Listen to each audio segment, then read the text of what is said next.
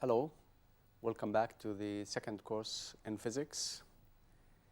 And in this lecture, we will be talking about the electromagnetic energy, and we will introduce a concept that is related to the flux of the electromagnetic energy, which is the Poynting vector. And we will see some examples. So the contents of this lecture.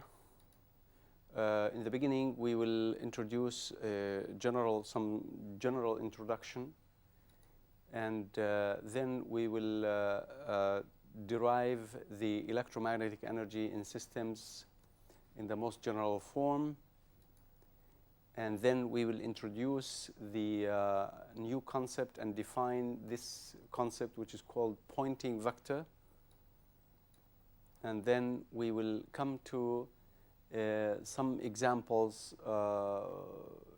introducing the defined and the derived formulae and concepts.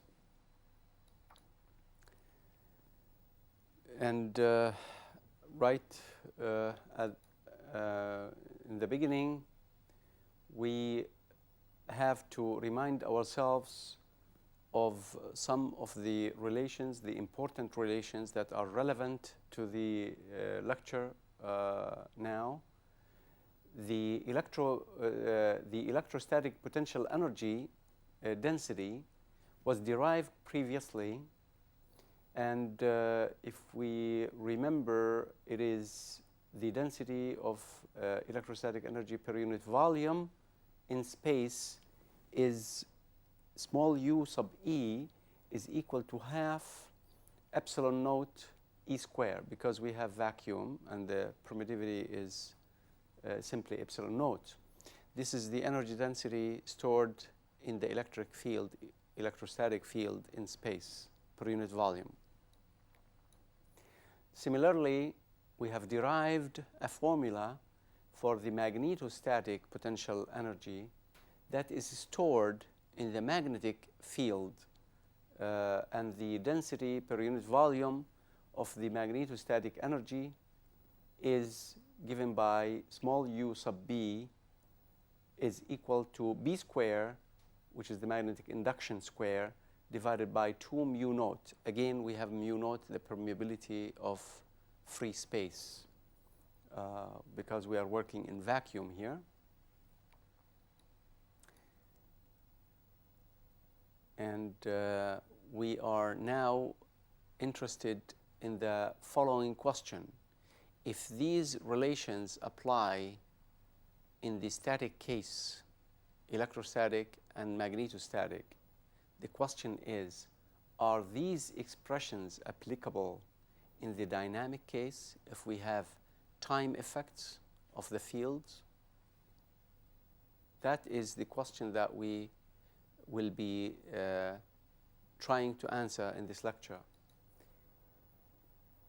And now we will derive a formula for the electromagnetic energy, the energy in a coupled electromagnetic field. And we consider first the Maxwell-Faraday equation from Faraday's law, the modified Faraday's law. So we use this law, which is simply curl E is equal to dB minus dB by dt, and we have the dot product of this quantity with the magnetic induction B. So we have B dot curl E is equal to minus B dot dB by dt. B dotted in both sides of the equation, and this is equal to minus d by dt of 1/2 b square. We have to remember that b square is simply b vector dot b vector. So this b vector dot dB by dt is simply the d by dt of 1/2 b square. So this is somehow related to the energy density of the magnetic energy density. If we remember, the magnetic energy density is simply 1/2 b squared over mu. So that's from Maxwell Faraday's law. And now from Maxwell Ampere's law, again we have Ampere's law is relating in the differential form, of course, is relating the curl of the magnetic induction B with the current density, having in mind that in the dynamic case we have this displacement current, having in mind this, and we dot product this whole equation with E, so we have E dot curl B is equal to mu naught E dot J. This J is arising from the free current carriers, from free charges, plus mu naught epsilon naught times E dot dE by dt, E as a vector dot dE by dt. And again, we use E dot dE by dt is simply d by dt of 1/2 E squared. So we have this relation from Maxwell Ampere's law. And now if we subtract one of these equations from the other, we get the result B dot curl E minus E dot curl B. That is like the gradient is acting on E cross B in a div form. And that is equal to minus d by dt of 1/2 b squared minus mu naught E dot J minus mu naught epsilon naught d by dt of 1/2 E squared. So this equation gives the magnetic energy density, the electric energy density, and then another term. And this term is related, if we remember, with the Joule heating, actually. So at this point, we can divide the whole equation by mu naught, and we can use the identity div E cross B is equal to B dot curl E minus E dot curl B. That is the same as in the left side the left side of the previous equation. This is the same term in the left side. So if we use this identity and divide the previous equation by mu naught, we obtain div E cross B over mu naught, that's after we divide by mu naught, is equal to minus d by dt 1/2 b squared over mu naught, because we divided by this much, minus E dot J minus d by dt of 1/2 epsilon E squared. So this is simply the divergence of this quantity E cross B over mu naught. It's equal to this. It's like the time rate. It looks like this quantity, the divergence of this quantity, in parentheses E cross B over mu naught, is simply like the time rate of change of some energy density. And this energy density is in the form of either magnetic energy or electric energy or Joule heating. So this is the relation. And now we come to define a poynting vector. This is this important quantity that is relating to the flux or transport of energy. And we define this quantity as S cursive S, this is the poynting vector, is equal to E cross B over mu naught. So this is related to the quantity in parentheses in the previous equation. With this definition, S cursive S is known as the poynting vector, and that was introduced by Poynting, the scientist Poynting in 1884, this concept, who was working on this problem. And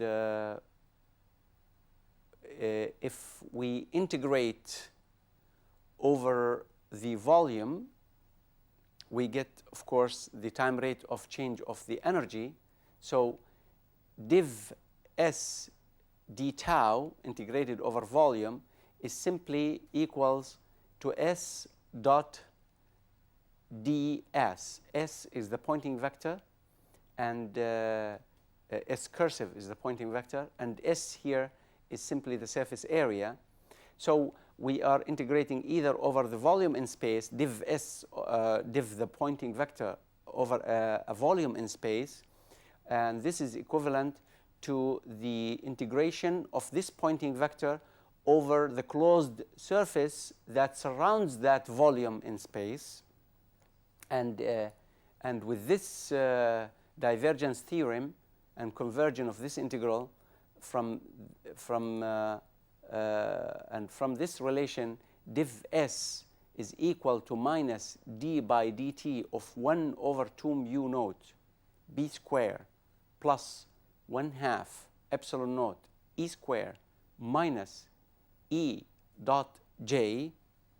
Putting these together, all of these concepts together, we can see that the pointing vector has a special interpretation, and this is that the pointing vector is interpreted as the rate of energy flow per unit area, because div s d tau integrated over all the volume, when we integrate the other side of the equation over the volume, we get the rate of change of the energy in space. And since div s d tau is equal to s dot ds, so the pointing vector s is interpreted as the rate of energy flow per unit area of the closed surface area that is surrounding the volume in space, where we are counting or calculating the rate of change of the energy, electromagnetic energy. So this is the interpretation of the pointing vector. Notice that we can rewrite the previous equation in the form integral over the closed surface S, div S cursive S, that's the pointing vector, integrated over all the volume, integrated over the volume that is surrounded by the surface area S, plus d by dt integrated d by dt of the integral of u integrated over all the volume in space that is surrounded by the closed surface S. And this u is the electromagnetic energy. It's the electrostatic, it is the electrical energy or the potential energy stored in the electric field plus the energy stored in the magnetic field. And that is equal to minus the integral of E of minus E dot j integrated again over all the volume in which we are interested. So this is the same result that we have obtained previously, and this gives div s plus du by dt from this term should equal to minus E dot j. And this is some sort of a local conservation of energy. It's a local conservation of energy equation that relates the pointing vector to the rate of change, time rate of change of the electromagnetic energy to the joule heating produced in the system. And Now we consider special cases of this formula, and we consider case 1. In case 1, we take the case where div S is equal to 0. If div S is equal to 0, then the equation gives du by dt is equal to minus E dot J, which means that the rate of change of local field energy density equals the power dissipated as joule heating per unit volume in that region of space. So that is if we don't have any flux of energy that is leaving or entering that volume. If we don't have that, then the rate of change of electromagnetic energy density locally in space is equal to the power dissipated per unit volume as joule heating. That is if we don't have any, of course, any magnetic energy or electromagnetic energy that is leaving in the shape or as a flux in the form of poynting vector. In case 2, we consider that we don't have any sources. The current is equal to 0. In this case, if we don't have any source, then we have div S, cursive S, the poynting vector, plus du by dt, that is the rate of change of the electromagnetic energy density, is equal to 0. And this equation is reminiscent with the equation of continuity for charge.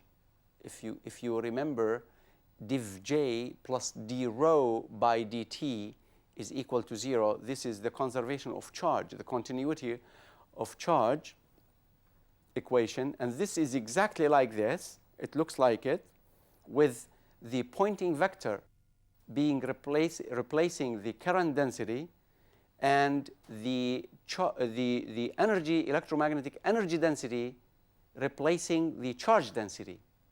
So then we can see that the poynting vector represents an energy current density. So if U is the energy density per unit volume, then the poynting vector is something like the current energy density. It is the density per unit time. It's the density of energy, electromagnetic energy per unit time that is leaving the volume, the surface, the volume in space across the surface bounding that volume. So this is reminiscent of the equation of continuity for the charge. Now, the rate of energy flow outside a volume through its surface equals the rate of decrease of the electromagnetic energy inside the volume. This is some sort of a continuity or a conservation law for the energy. Any energy that can be created is transported across the surface in the form of a flux, outgoing energy, or vice versa. Any energy that is entering the volume in the surface is transported into corresponding change in the density of electromagnetic energy within that volume. Case 3, we consider the case where there are no sources, so E dot J is equal to 0, and also we consider du by dt is equal to 0, static case. So we have static case in free space with no sources, with no current sources or field sources. Du by dt is equal to 0, and E dot J is equal to 0. And in this case, div s cursive, the Poynting vector, is equal to 0, and thus div s dot d tau integrated over all the volume is equal to s dot the Poynting vector integrated over the surface bounding that volume, which is equal to 0. And that is why if we have, for example, a static case where we have electric charges, electrostatic charges, and we have like a magnetostatic source, which is like a bar magnet. So if we have a bar magnet and an electric charge, for example, that are sitting near each other in a given volume or region in space, then the electric charges produce the electric field E. It's a static electric field. And the bar magnet produces the magnetic field B, magnetic induction B. But as we know, there is no, in that region of space where the charge exists and where the bar magnet exists, there is no energy transported across the surface of the volume.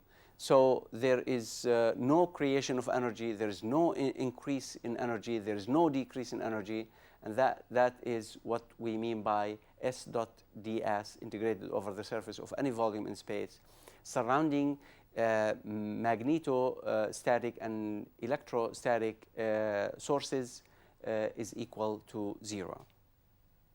So this is the case 3 where we apply it to the previously derived formula.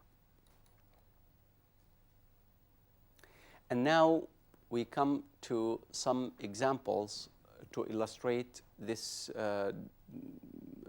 these concepts and to illustrate these equations that we just arrived at. And in the first example, we consider a conductor. If we have a conductor that is carrying current density J, let's assume that the conductor has length L and it has a radius A, and it carries energy, it carries current that is parallel to its axis. It's going up, let's assume.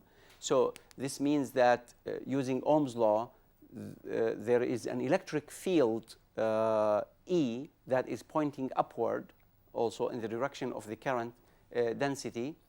And we can use our knowledge to see that this current flowing in this conductor will produce a magnetic field that is pointing the way it looks in this figure.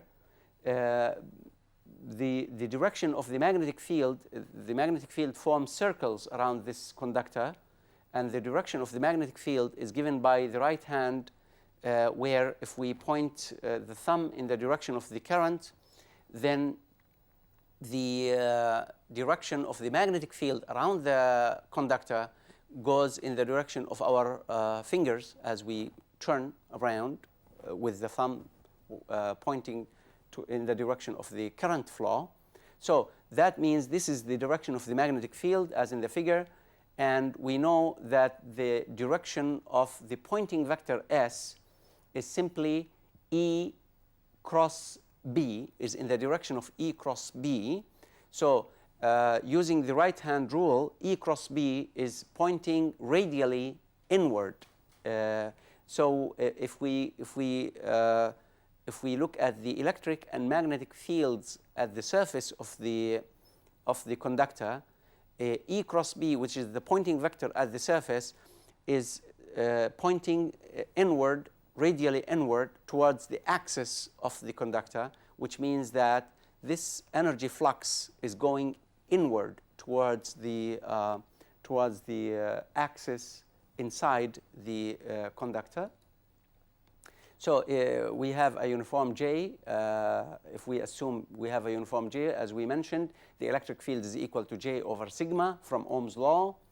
And Ampere's law gives the value of the magnetic field, and we know the direction of the magnetic field. The direction of the magnetic field is going around in a circle, which is in the direction of phi hat. If we call the azimuthal angle as phi, then phi hat is the unit vector in the direction of the circle around the conductor, and the magnitude of the magnetic field is obtained from Ampere's law, which is equal to at any point rho, it's equal to mu naught times J times rho over 2, and in the direction of phi hat, and that is in the region inside the conductor.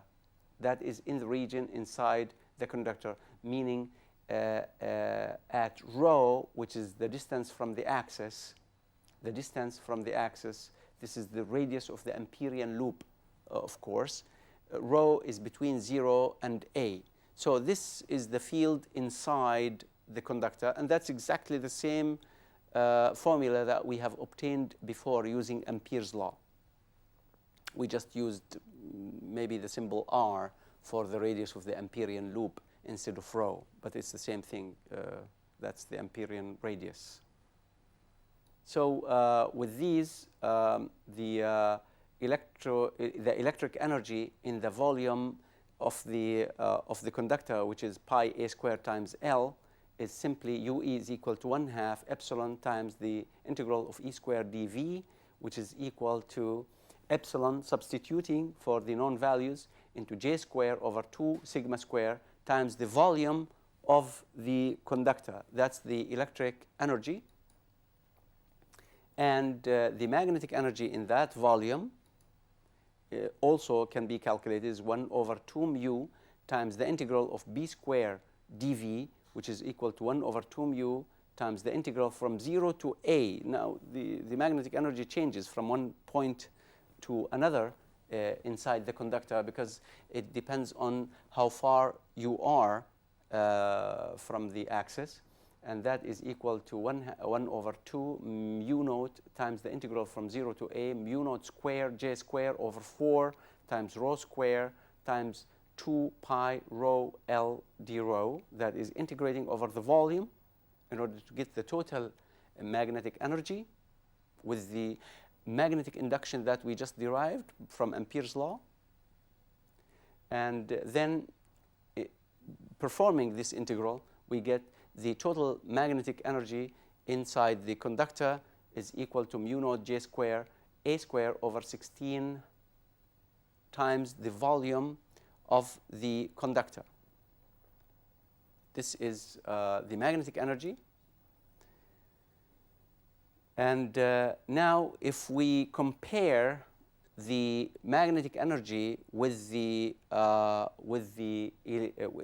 electric energy, we just divide. We see the ratio, the electric energy over the magnetic energy, and that is equal by dividing the two values that we have just derived. It's equal to 8 epsilon naught divided by mu naught sigma square times A square. Now, taking into consideration the values, like epsilon naught, for example, is of the order of 10 to the minus 11, and mu naught is of the order of 10 to the minus 6, and sigma square in a conductor is of the order of 10 to the 14, and A square maybe can be taken as order of 10 to the minus 6. If we put all of these together, we find that the electric energy in the conductor is much, much smaller than the magnetic energy, or UE over UM is much, much smaller. This value is much, much smaller than 1. That means the electric energy, 1/2 epsilon naught E square, can be ignored in the case of a conductor. And the pointing vector, now if we calculate the pointing vector at the wire surface, we have to evaluate the electric field at the wire surface and the magnetic field at the wire surface and cross them together, and then we can calculate the pointing vector. The pointing vector is simply cursive S is equal to E cross B divided by mu naught at the surface. So putting the radius rho of the Amperian path as equal to A and making this cross product and noticing that the electric field and the magnetic field are forming right angles with respect to each other, then the Poynting vector is simply minus j square A over 2 sigma, and this is in the direction of minus rho hat. It's, as we mentioned before, it is pointing inward, radially inward. Rho hat is the unit vector, the radial unit vector. So minus rho hat is pointing inward into the towards the axis of the conductor. And now, knowing the Poynting vector, we can calculate the total energy transport into the wire via the Poynting vector, via this flux of electromagnetic energy.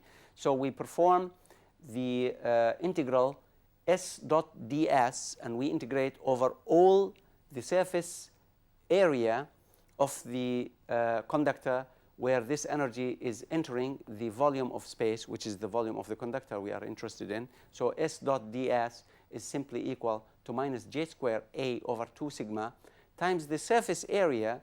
This is a constant quantity S over the surface area. We multiply it by the surface area, and the surface area is simply 2 pi times A times L, which is the lateral area of the conductor, which is considered cylindrical in shape. And this is simply equal to j square over sigma times V. And V is the volume of the conductor, which is pi a square times L. Pi a square is the cross-sectional area, and L is the length or the height of the conductor. So minus j square over sigma times V is this integral S dot ds integrated over the surface of the conductor. And we know that j square over sigma is simply the energy density, the rate of energy density that is produced by Joule heating. And if we multiply it by the volume of the conductor, we get the total energy or power produced in the wire or in the conductor by Joule heating. So this says that the energy transported across the surface, leaving the surface, is simply minus j square over sigma times V, which is the Joule heating, which means that there is an electromagnetic energy that is introduced into the conductor as Joule heating is, as electromagnetic energy is lost through Joule heating in that volume of space in the conductor. This, as we mentioned, this quantity is simply the Joule heat produced in the wire, and this is the relation between the electromagnetic flux through the Poynting vector and the Joule heating. And now, if we have an oscillating current, the story could be a little bit different. It's basic principle. If oscillating current, that means if we have J is equal to J naught times cosine omega t, that the current is oscillating in time.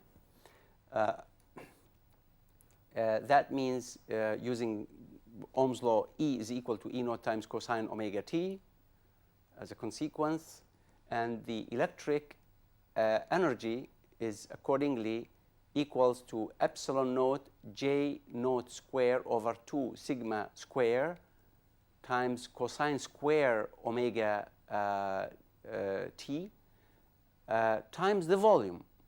That is time times the volume of the conductor. And again, the magnetic energy is equal to mu naught times J naught square times A square over 16 times cosine squared omega t times the volume of the conductor V,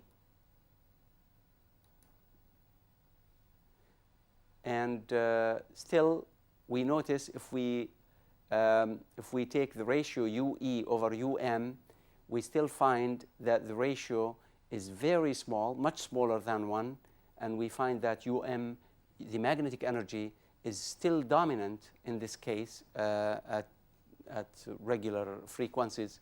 It is still dominant in conductors. Take dUm by dt, the rate of change of the magnetic energy is equal to minus mu naught over 8 times J naught square, A square, times the volume of the conductor times omega, which is produced by the differential, by the differentiation of this magnitude, times sine omega t times cosine omega t.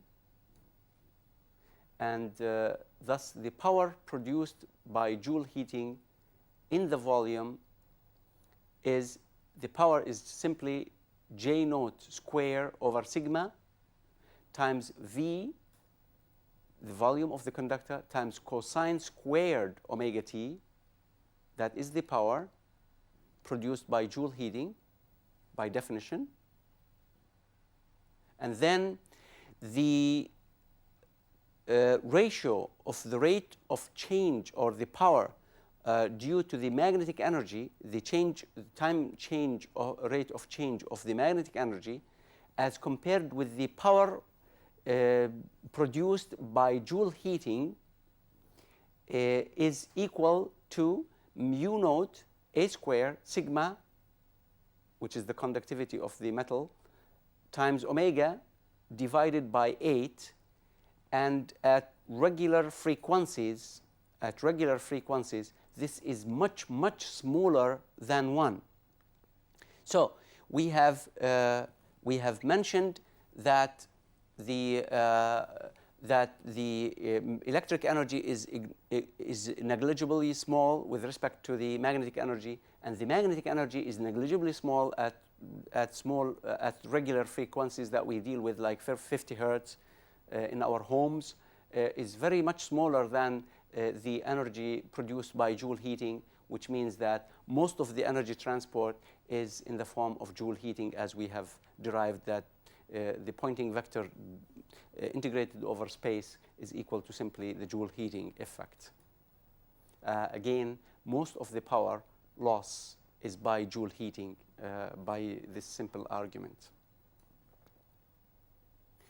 And now, if we have an ideal capacitor, we had a little while ago, we considered the ideal conductor. Now we have an ideal capacitor where there's no current flowing in.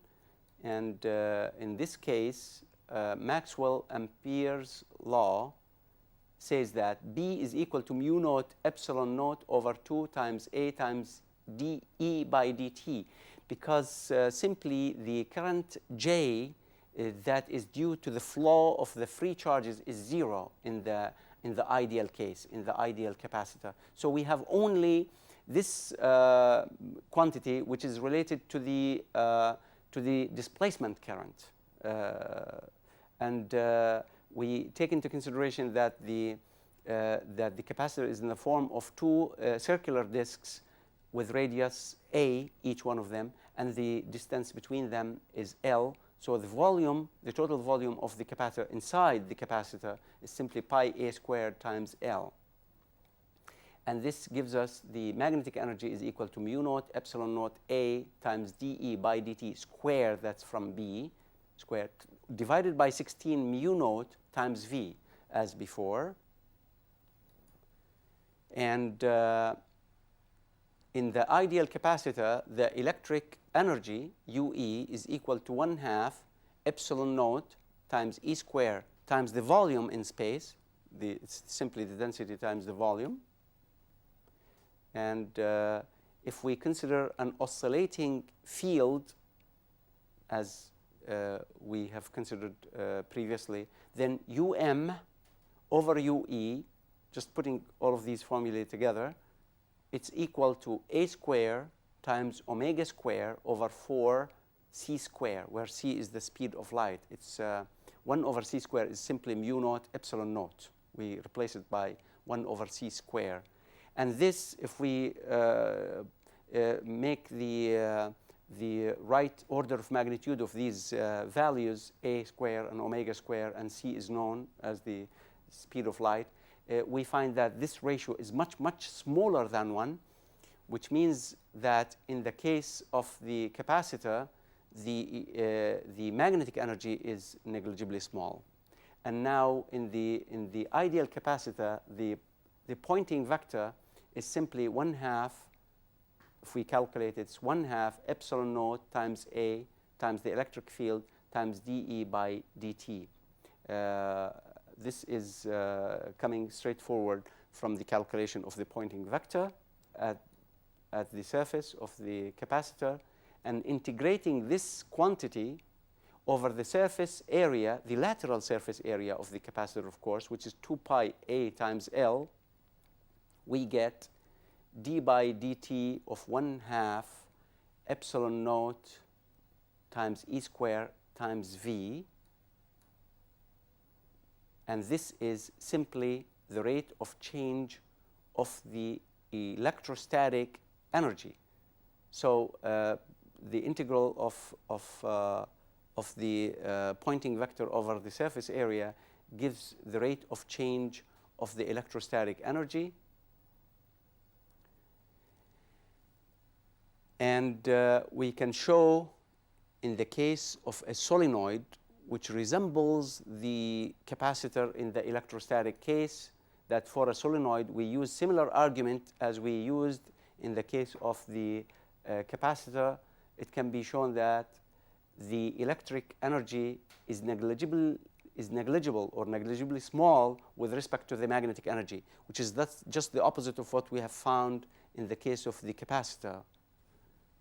And the resultant effect of that is that the surface integral of the Poynting vector, if we calculate the Poynting vector and we evaluate the surface integral of that Poynting vector around the surface surrounding the volume of the solenoid, it's equal to the rate of change of the magnetic energy, which is a result that is similar to what we have seen in the capacitor, with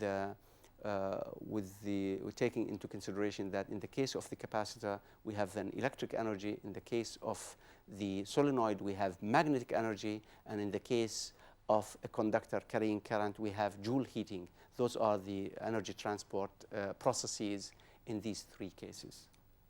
And at this point I thank you for your attention, and I end my lecture.